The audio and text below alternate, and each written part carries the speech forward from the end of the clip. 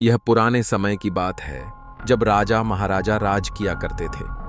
तब एक शादीशुदा जोड़ा शादी के 2 साल पूरे होने पर मंदिर जाता है। पति का नाम कर्ण और पत्नी का नाम आरती था। दोनों अपने वैवाहिक जीवन में खुश थे।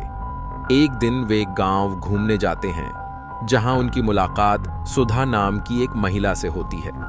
आरती और सुधा आपस में कान में कुछ फुसफुसाते हैं, जिससे कर्ण असमंजस में पड़ जाता है। कर्ण उनसे पूछता है कि आखिर क्या बात हुई। जैसे ही आरती उसे बताने वाली होती है, गांव का जमींदार वहां आ जाता है। कर्ण उसे देखता है और जमींदार कर्ण को देखते ही जोर से चिल्लाता है। आरती जमींदार को देखकर उदास हो जाती है। दरअसल कर्ण ने जमींदार से कुछ कर्ज लिया था। इसी बात को लेकर दोनों में भयंकर लड़ाई हो जाती है। गांव वाले भी इकट्ठा हो जाते हैं, जिससे मामला और गंभीर हो जाता है। कर्ण कहता है, मैं धीरे धीरे तुम्हारा कर्ज चुका रहा हूं। जमींदार गुस्से में कहता है, मैं व्यापार में घाटा खा चुका हूं, मुझे सारा धन अभी चाहिए। कर्ण जवाब देता है, यह गलत बात है। हमने किश्तों में चुकाने की बात तय की थी, तभी मैंने कर्ज लिया था। जमींदार हंसते हुए कहता है, ठीक है, फिर अपना घर दे देना, बाकी तुम्हारी मर्जी। और वह चला जाता है। कर्ण आरती को एक छोटी सी कुटिया में ले जाता है और समझाता है, हमारी गरीबी दूर करने के लिए मुझे कुछ समय के लिए तुमसे दूर रहना होगा। तुम मेरा इंतजार करना। 15 साल बाद राजमहल में कर्ण एक योद्धा के रूप में निखर चुका था। कठिन परीक्षाओं के बाद महाराजा उस पर प्रसन्न होकर उसे सोने के आभूषण देते हैं। कर्ण उपहार स्वीकार करता है। तब महाराजा कहते हैं, बस तुम्हें अपने क्रोध पर नियंत्रण रखना है, बाकी तुम्हारी सभी योग्यताएं उत्तम हैं।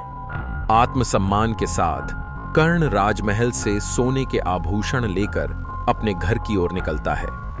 रास्ते में सोचता है, कुछ वर्षों का कहकर कहीं मैंने सालों का दुख तो नहीं दे दिया। क्या वह अभी भी मेरा इंतजार कर रही होगी?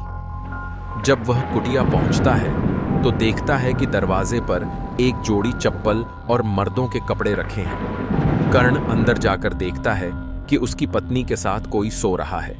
यह देखकर उसे क्रोध आ जाता है और मन में आता है कि तलवार से दोनों का अंत कर दे। परंतु वह अपने क्रोध पर काबू रखते हुए पास रखी एक मटकी पर तलवार मारता है। मटकी की आवाज से दोनों की नींद खुल जाती है। वह देखता है कि एक पगड़ी पहने लड़का अचानक एक लड़की में बदल जाता है। आरती बोलती है, जाओ बेटा, तुम्हारे पिता आ गए हैं। अब तुम्हें सारी जिंदगी लड़का बनने की जरूरत नहीं। कर्ण यह देखता है और जोर से चिल्लाता है। उसके मन में महाराजा की बातें अब तक गूंज रही थीं। कर्ण के जाने के बाद आरती ने जब बेटी को जन्म दिया तो समाज की बुरी नजरों से बचाने के लिए उसने अपनी बेटी लक्ष्मी को एक लड़के के रूप में पाला। कर्ण यह देखकर बहुत खुश होता है। यह कहानी है एक योद्धा की, एक समझदार मां की और एक बहादुर बेटी की, लक्ष्मी।